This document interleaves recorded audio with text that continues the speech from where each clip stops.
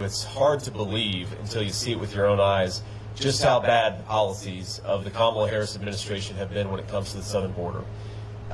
They started their administration. Kamala Harris came into office making promises, and she kept those promises to open the American southern border.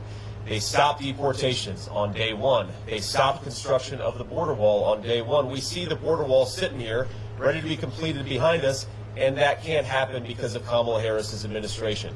They reinstated catch and release, and they stopped remaining in Mexico. So all of these asylum claimants who come to our border, they can now get released into our country because they're not forced to stay in Mexico while we adjudicate their asylum claims.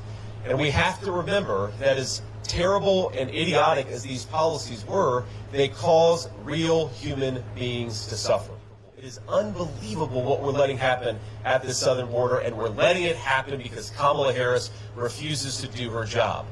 What President Trump and I promise to the American people is very simple. This is not rocket science.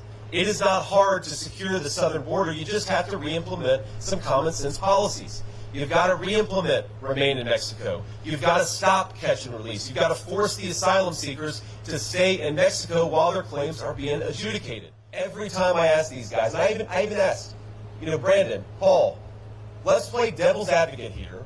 Tell me, has Kamala Harris done anything you've asked her to do? She is the border czar. Has your border czar done anything you've asked her to do? And the answer is no.